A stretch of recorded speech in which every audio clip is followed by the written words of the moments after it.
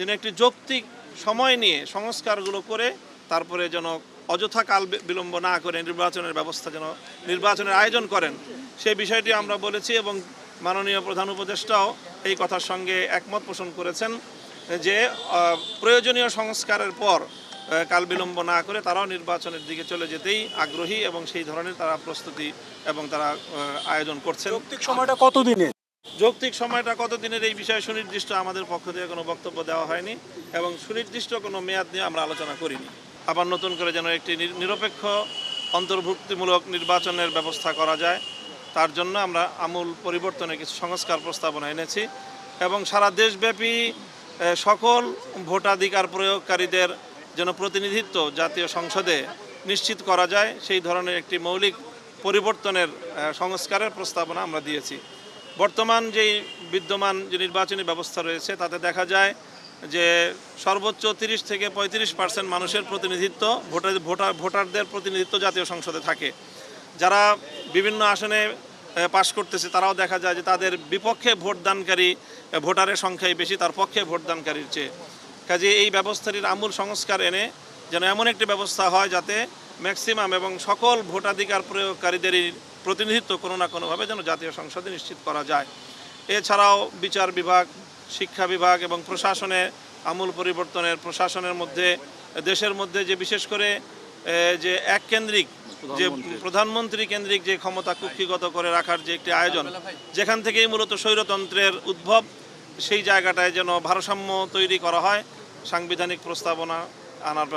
প্রস্তাব করা হয়েছে। তার মধ্যে সংবিধানে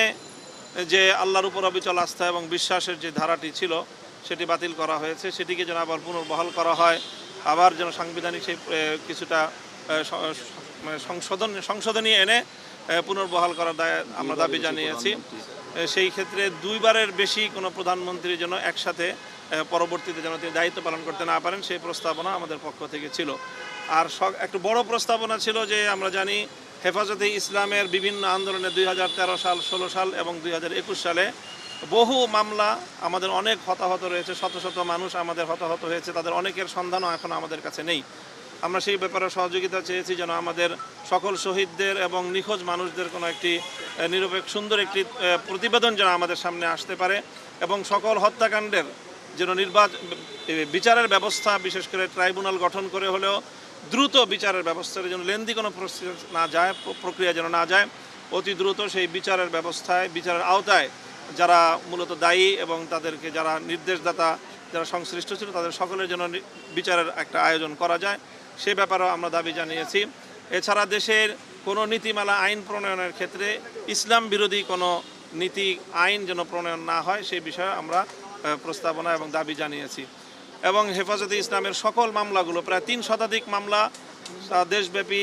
2013 সাল থেকে 2021 সাল পর্যন্ত হেফাজতে ইসলামের নেতাকর্মীদের বিরুদ্ধে দায়ের হয়েছে, সেই মামলাগুলো যেন অতি দ্রুত একটি নির্বাহী আদেশের মাধ্যমে এবং আইনি প্রক্রিয়ার মাধ্যমে